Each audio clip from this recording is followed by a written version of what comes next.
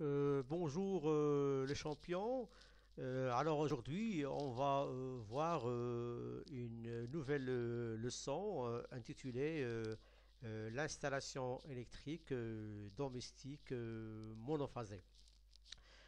Alors avant de commencer notre leçon, alors vous allez prendre votre cahier de cours, 9 pages. Alors vous notez le titre comme vous voyez, vous le soulignez. On va suivre attentivement la leçon jusqu'à la fin. Et après, je vais vous donner un résumé en PDF de cette leçon. Alors, introduction. Une prise de courant aux prises des secteurs est le générateur, bon, entre guillemets, usuel des installations électriques domestiques. Alors, question, à quoi correspondent les bornes d'une prise de courant? Donc, vous voyez bien ici qu'on a trois bornes. Il y a deux femelles et une mâle. D'accord? Donc, on va voir à quoi sert, ou bien quelle est l'utilité de ces trois bornes qui sont dans la prise de courant euh, électrique. Bon, on va commencer par première, une première activité. Alors, quelles sont les caractéristiques de la tension du secteur? Alors, la tension disponible entre les bornes d'une prise de courant s'appelle la tension des secteurs. La tension des secteurs est une tension alternative sinusoïdale. Alors, nous allons voir avec notre oscilloscope euh, que la tension des secteurs, qu'elle est vraiment une tension qui est alternative. Voilà devant vous notre oscilloscope. On va l'allumer. Voilà. On. Bon, je vais brancher cet oscilloscope avec une prise de tension de secteur. Voilà, voilà un peu les EDF. Euh, alors ici, on a deux femelles. Bon, on va voir après qu'on va les appeler neutre, phase et terre. Ça, on va le voir après. Donc, je vais brancher la borne de l'oscilloscope Y avec la phase et le neutre avec le COM. D'accord? Bon, je vais choisir une sensibilité horizontale de 5 millisecondes par division. Je vais prendre la sensibilité verticale pour 20 ou bien 50. Bon, 20, on va prendre 50 par exemple. Voilà. On a pris 100. Alors, on a pris comme sensibilité verticale 100 volts par division. Et la sensibilité horizontale, c'est 5 millisecondes par division. Alors, on voit que le graphe, vu dans notre oscilloscope, est une graphe, est un sinusoïde. Donc, ça veut dire que la tension du secteur est une tension qui est alternative sinusoïdale. Maintenant, on va mesurer la tension efficace euh, de, de cette tension la valeur de la tension efficace. Alors, pour cela, on a besoin d'un voltmètre. Le voilà. On va le brancher en dérivation avec la prise, avec ces deux bornes-là, femelles. Alors voilà le V avec la phase et le COM avec le neutre. Alors je vais choisir un calibre de 200 ici, par exemple. Vous voyez bien ici. Alors ici, qu'est-ce qu'on lit ici? Que là, la tension ici, on va la régler encore à 500. Voilà. J'ai pris comme calibre 500.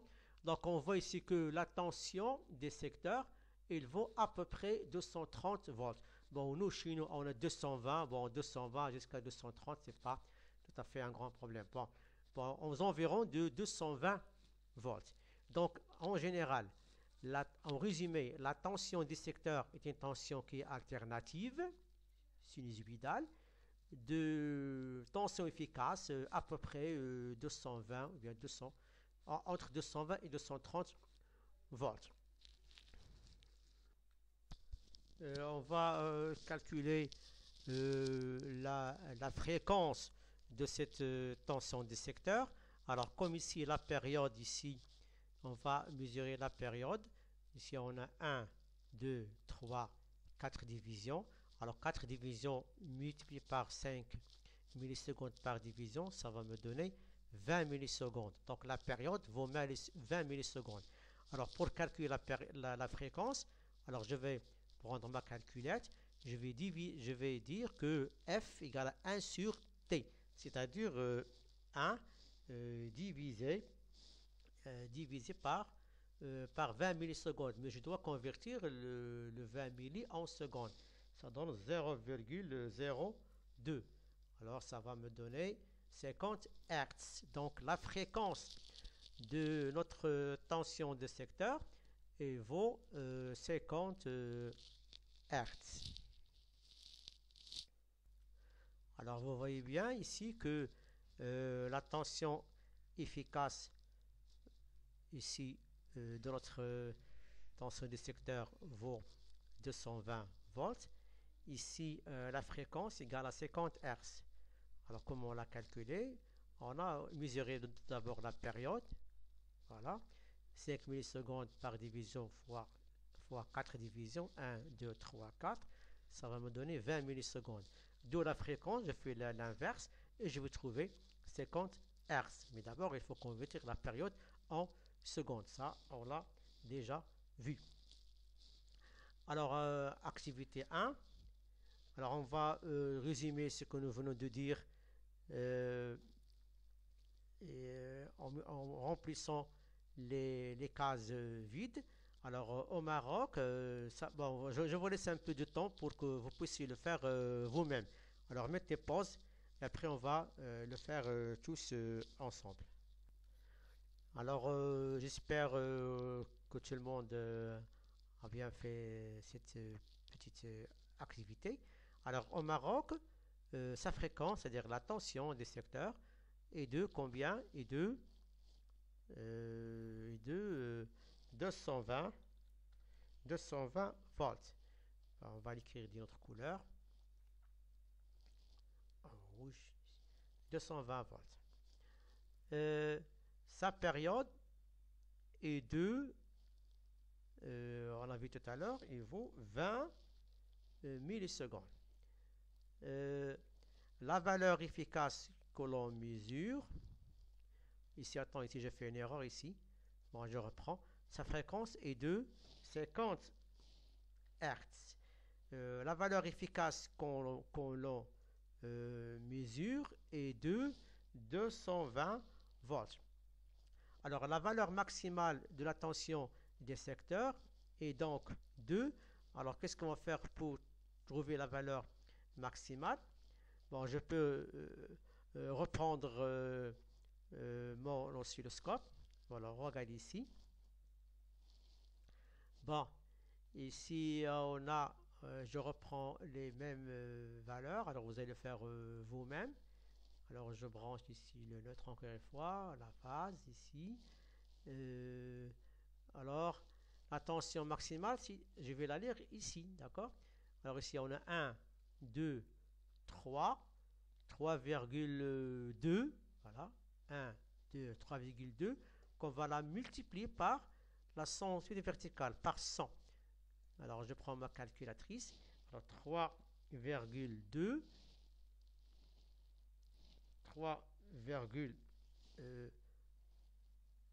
3,2 multiplié par 100. Par 100. Alors ça va me donner combien? 320 volts. Voilà, ça c'est la tension maximale. Vous voyez bien ici. Mais la tension efficace, nous avons vu tout à l'heure aux environs de 220 volts.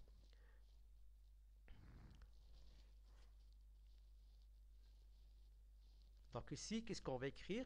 La valeur maximale de la tension du secteur est donc de 320 volts, comme nous venons de voir tout à l'heure.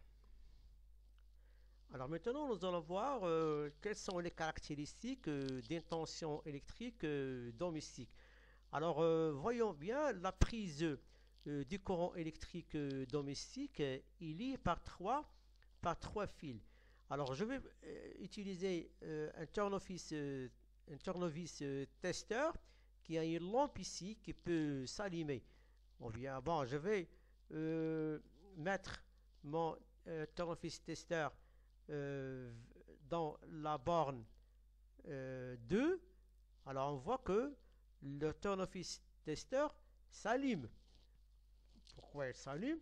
Parce que cette borne là, elle est liée au fil de phase. Donc ici à l'intérieur, il y a un fil qu'on appelle fil de phase. Alors c'est pour ça que le tournevis testeur s'allume. Donc voilà là, la première borne qui est liée au fil de phase. Alors, voyons maintenant, je vais mettre mon tournevis testeur dans la borne 3. On voit que le tournevis testeur ne s'allume pas. Donc, qu'est-ce qu'on va déduire? Que cette borne-là, on va l'appeler, c'est la borne neutre. Elle est liée au fil de neutre. Voilà. Donc ça, cette borne-là, elle est liée au fil de phase. Et cette borne-là, elle est liée au fil de neutre. Il nous reste maintenant l'autre borne mâle, la borne 1. Alors cette borne-là est liée à la Terre. Donc c'est pour cela qu'on l'appelle fil prise de terre ou bien tout simplement fil de terre. Bon, on a le choix, ou bien on dit fil prise de terre ou bien fil de terre.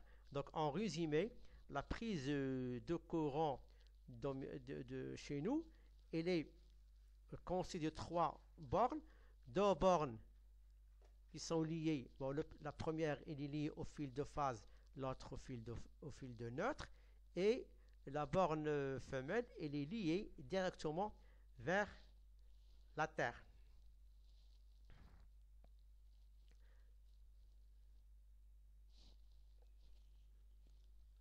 Donc ici, on voit que avant de construire une telle maison, on doit mettre ici un piquet galvanisé dans la terre et chaque fil prise de terre doit être lié à ce piquet de terre. Pourquoi? C'est pour éviter l'électrocution ou bien éviter les dangers des courants électriques. Mais ça, on va le voir à la fin de notre leçon. Alors, comme observation, il faut éviter de brancher la prise de terre avec les canalisations d'eau domestique. Hein. Alors, parce que ça va provoquer un danger d'électricité. Alors, il faut bien noter cette remarque parce qu'elle est bien essentielle ou bien il faut faire attention dans ce cas-là. Alors, on va résumer ce que nous venons de dire. Alors, activité 2, borne d'une prise de courant avec terre. Alors, quelle différence y a-t-il entre les trois fils cachés derrière la prise de courant? Alors, les prises de courant comportent deux bornes femelles et une borne mâle, appelée terre ou prise de terre. Alors, introduisons un tournevis testeur dans chaque borne femelle de la prise. Alors, au contact du fil de phase, le tournevis testeur s'allume. Et au contact du fil de neutre, le tournevis testeur ne s'allume pas. Alors, les deux bornes femelles d'une prise de courant ne sont pas équivalentes. L'une est la phase, donc il a une couleur rouge ou bien marron. L'autre est le neutre, bon, il est bleu, de couleur bleue. Alors, la borne mâle est la terre. Il a une couleur, deux couleurs, fil vert et jaune. Bon, il est de couleur en vert et en jaune. De symbole, voilà, c'est le symbole du fil de terre. Alors voilà, on peut schématiser la prise du courant. Bon, il y a ici le neutre, c'est la phase, et ici c'est la terre. Alors on va compléter les phrases avec les mots suivants pour, comment dirais-je, mettre les points de ce que nous venons de voir tout à l'heure. Alors mettez pause et essayez de le faire vous-même. Bon, j'espère que vous avez bien fait cette petite simulation. Alors, les deux bornes d'une prise de courant sont, bon, sont la phase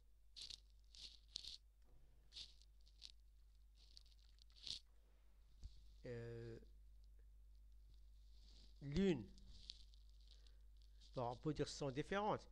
Alors, les deux bornes d'une prise de courant sont différentes, sont différentes, bien, oui, sont différentes.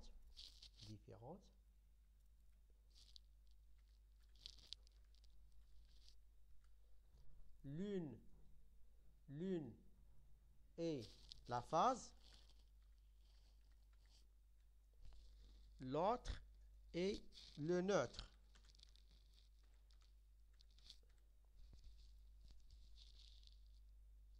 Je reprends le neutre, voilà. Bon, c'est bon. Alors maintenant, on va mesurer la tension entre deux bornes d'une prise de courant, entre la phase et le neutre, entre la phase et le fil de terre, et entre le neutre et le fil de terre, et nous allons voir combien ça vaut cette tension électrique. Alors on va commencer, on va brancher le voltmètre, ou bien les deux bornes du voltmètre avec les deux bornes de prise, phase neutre. Donc ici, on remarque que la tension vaut 220 volts. Donc entre la phase et le neutre, la tension vaut 220 volts.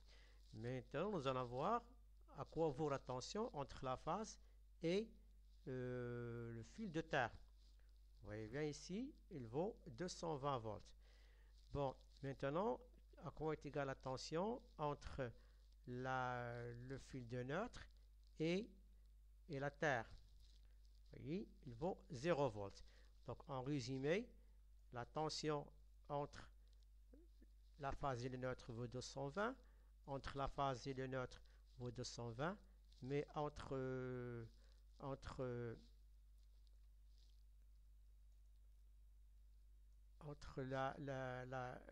la phase entre le neutre et le fil de terre, il vaut 0. Alors on va récapituler ça. Vous voyez bien, entre la phase et le neutre, la tension vaut 220 volts. Entre le fil de phase et le fil de neutre, la tension efficace est 220 volts. Alors maintenant, nous allons voir la tension entre le fil de phase et le fil de neutre. Il vaut aussi 220 volts. La tension entre le fil de neutre et le fil de terre, il vaut 0 volts. Oui, il est nul. Alors maintenant, on va passer à l'activité numéro 3. Nous allons voir le branchement des appareils domestiques. Alors la question qui se pose, comment sont branchés les appareils électriques? Alors observons les schémas de l'installation domestique et complète les phrases. Alors avant de faire comment dirais-je, cette activité, on va faire une simulation pour bien comprendre ce branchement des appareils, comment sont branchés les appareils domestiques. Alors, du fil aérien, on va tirer deux fils. Un fil de phase, voilà, un fil de phase et un fil de neutre. Bon, ces deux fils-là, on va les faire passer par le compteur, c'est lui qui compte l'énergie électrique. Du compteur, on va aller vers le disjoncteur différentiel, c'est à l'essentiel, ce disjoncteur, c'est pour la sécurité de l'installation électrique. Alors, et on fait sortir les deux fils, voilà la phase et voilà le neutre. Bon, maintenant je veux par exemple installer une machine à laver. Donc je vais prendre un fil de phase et un fil de neutre. D'accord? Alors vous voyez bien que on vient de faire passer le fil de phase par un fusible. Alors ce fusible-là, c'est pour la sécurité de l'installation électrique. Si l'intensité dépasse 16 ampères, d'accord? Alors ce fil-là sera grillé. Donc il va, et pour ça, on va protéger notre machine à laver. Donc chaque dipôle doit être lié en série avec un fusible normalisé, bien sûr. Bon, voyez bien, bon, je viens de brancher une lampe ou bien deux lampes. Bon, je peux l'allumer ici. Voilà, il s'allume. Voilà, ça c'est l'ampéromètre, il mesure 0,46 ampères. La deuxième lampe ici, aussi, voilà. L'intensité du courant ici il vaut 0,91 ampères. Bon, ici on a ce disjoncteur. Je peux arrêter comment dirais-je, le courant électrique de toute l'installation. Donc je peux appuyer ici, voilà. Maintenant, si j'allume, la lampe ne s'allume pas. D'accord? Il n'y a pas de fonctionnement parce qu'on a coupé le courant de toute l'installation. Je vais l'allumer. Voilà, il est en marche. Bon, je peux par exemple faire fonctionner ce fer à repasser. Voilà. Alors, il fonctionne, vous voyez bien. Alors l'intensité du courant qui passe dans ce fer à repasser, ici il vaut 7,27 ampères. Donc c'est ça l'installation électrique domestique. On remarque que tous les appareils ici, ou bien tous les dipôles, ils sont branchés en dérivation. Et la tension aux bornes de tous les dipôles, ou bien de chacun des dipôles, il vaut 220 volts. Alors voilà, je reprends le schéma de tout à l'heure. Voilà les fils, les lignes moyennes, les aériens. Ici un transformateur. Bon, c'est pour diminuer la tension parce que la tension qui vient est trop élevée. Alors pour la rendre vaut 220 volts, rentable à la maison, on doit la faire baisser avec abaisser avec ce transformateur. Bon, on fait sortir les deux fils, le fil de phase et le fil de neutre, vers le compteur, du compteur vers le disjoncteur, et je peux installer tous les appareils que je veux. Par exemple, je veux installer une prise de courant, ou bien une machine à laver, ou bien une lampe, radiateur, etc. Mais je n'oublie pas toujours, je n'oublie pas le fil de terre. Alors, vous voyez bien que chaque dipôle doit être lié au fil de terre. La prise, la machine à laver, la lampe, etc. etc. C'est pour la précaution. contre les dangers d'électricité. Alors en résumé de ce que nous venons de voir, alors voilà, je vais vous donner un exercice où vous allez mettre les mots qui conviennent dans chaque case. Alors mettez pause et essayez de le faire vous-même. Après, on va le corriger tous ensemble. Alors, on va commencer à faire cet exercice. Alors, dans une installation électrique domestique, les récepteurs, comme lampe, four, lave-linge, aspirateur, sont montés. Comment? Ils sont montés en dérivation. Voilà, dérivation. Tous les appareils de la maison que l'on branche sur le secteur ont une tension d'usage voisine de 220 volts. Pour que les appareils puissent tout être alimentés par cette tension et que leur fonctionnement soit normal,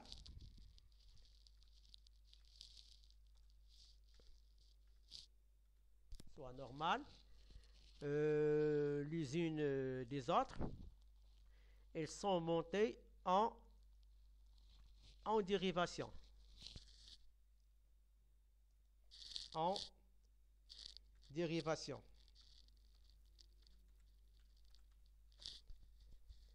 De plus, on met d'appareils en service, plus qu'on met d'appareils en service, plus l'intensité du courant traversant le circuit principal augmente. Ça, on l'a déjà vu l'année dernière dans une installation, dans un circuit en dérivation. Si on ajoute des dipôles ou bien des appareils en dérivation, l'intensité du courant principal augmente. Bien. Alors, maintenant, on va passer à l'activité numéro 4. Relation entre tension maximale et tension efficace. Alors, on protège les personnes d'une électrocution à l'aide d'une prise de terre et d'un disjoncteur différentiel de 30 milliampères. Donc, vous voyez bien que la prise de terre et le disjoncteur jouent un rôle essentiel pour la protection des personnes contre l'électrocution. Alors, si l'intensité des courants dépasse 30 milliampères, ça va provoquer un danger pour la personne. C'est pour cela qu'on doit mettre dans une installation électrique domestique la prise de terre et le disjoncteur. Alors, ce dernier compare en permanence l'intensité des courants qui entrent dans l'installation et celle qui en sort. Alors, s'il existe une différence de plus de 30 milliampères, le disjoncteur ouvre le circuit. Et comme ça, on protège toute l'installation, ou bien on protège la personne contre les dangers du courant électrique. Alors, on va répondre à la question. Sachant que le corps humain et le sol sont des conducteurs, alors que se passe-t-il lorsqu'on est en contact avec les bornes d'une prise de courant? Alors, essayez de répondre à cette question. Et après, on fait cette application, on va compléter les phrases suivantes. Mettez pause et essayez de faire cette partie d'exercice. Alors, comme réponse, euh, sachant que le courant humain et le sol sont des conducteurs, que se passe-t-il lorsqu'on est en contact avec les bornes d'une prise de courant? Alors, la personne sera soumise sous une tension de 220 volts, ce qui provoque un très grand danger. Un très grand danger, c'est l'électrocution. On dit que la personne sera électrocutée et ça peut provoquer la mort. Alors, on va compléter les phrases suivantes. Les courants alternatifs peuvent provoquer une contraction du muscle si l'intensité est importante ou si le temps de contact se prolonge. Les muscles respiratoires et cardiaques peuvent être atteints. Alors c'est quoi ça? C'est l'électrocution. C'est l'électrocution. Voilà.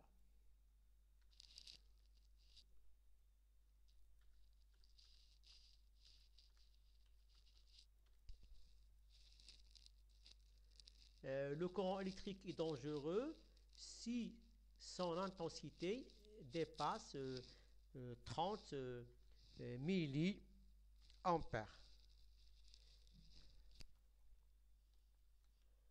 Le corps est soumis à une tension supérieure à, dans l'eau, bon, est supérieure à 12 volts. Est supérieure à 12 volts dans l'eau. Dans un endroit humide, 24 volts. Et dans un endroit sec, 50 volts. D'accord? Alors, si la tension dans l'eau dépasse 12 volts, ça sera dangereuse. S'il dépasse 24 volts dans un endroit humide aussi, sera très dangereux. Et dans un endroit sec, s'il dépasse 50 volts, elle est aussi dangereuse.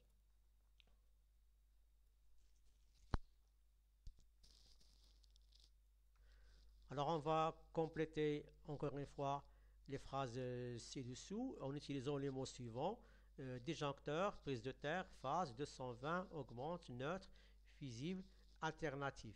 Alors je vous laisse encore de temps pour faire ce petit exercice.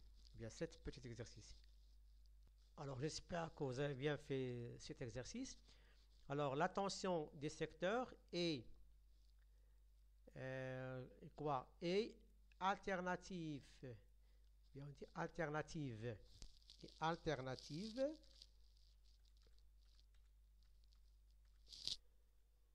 Sa valeur efficace est de 220 volts. Ça, tout le monde le sait.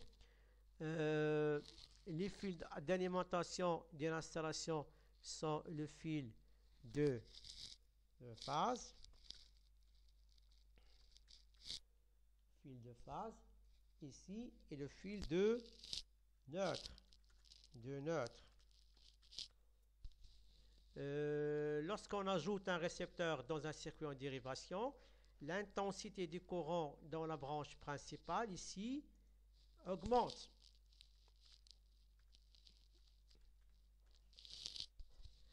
Pour protéger des personnes, on utilise une prise de terre. D'accord? On utilise une prise de terre.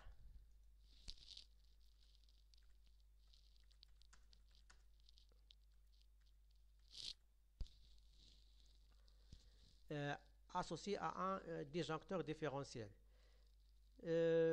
Pour protéger les installations, on utilise des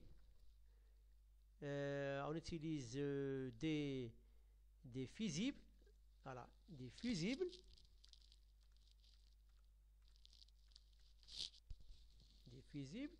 et un disjoncteur. Voilà, un disjoncteur.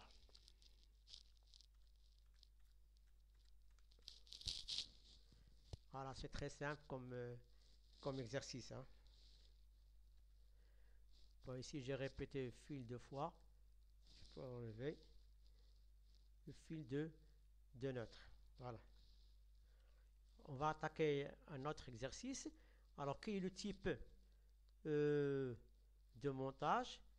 Quelle est la tension en borne de chaque dipôle?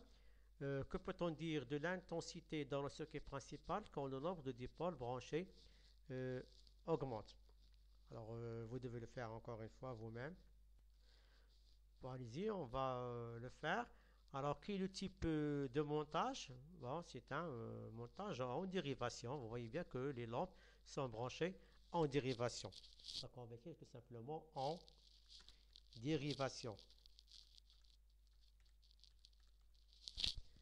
Quelle est la tension au bord de chaque dipôle? Bon, puisqu'ils sont montés ici en dérivation, donc la tension au bord de chaque dipôle, il vaut 6 volts, tout simplement.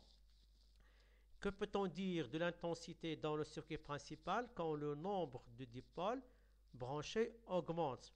Donc, bien sûr, l'intensité aussi va augmenter aussi. Alors, on peut dire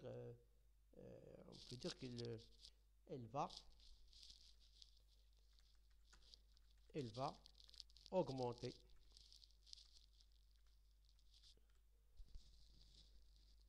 Bon, ça, on l'a vu tout à l'heure. Si j'ajoute encore des dipôles en dérivation, l'intensité du circuit principal ici, il va augmenter, bien sûr. Alors, dernière application, on va relier les points euh, comme il convient. Alors, vous allez lier chaque mot bien avec l'explication qui lui convient. Alors, je vous laisse encore une fois le temps pour le faire vous-même. Alors, on va essayer de corriger cette application. Alors, cause de danger. Bon, ici, court-circuit est une cause de danger, bien sûr. Euh, Fusible. Fusible, c'est un moyen de protection. Il est utile dans l'installation électrique. Contact avec le fil de phase. Alors, si on est en contact avec le fil de phase, ça va provoquer un grand danger. Disjoncteur associé à une borne terre sur intensité. Alors, ça, c'est un moyen de protection. Il faut toujours que le disjoncteur soit associé à une borne de terre. Carcasse métallique d'un appareil non relié à la terre. Ça, c'est un danger. Contact entre la terre et la phase. Ça aussi, c'est un danger.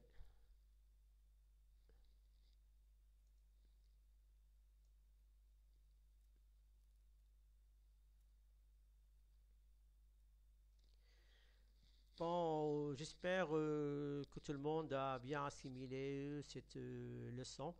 Alors, après, je vais vous faire passer un PDF où on résume tout ce que nous venons de voir et on va le recopier sur le cahier de cours. Alors, d'ici, mes camarades, je vous dis au revoir et bon courage et à bientôt. Merci.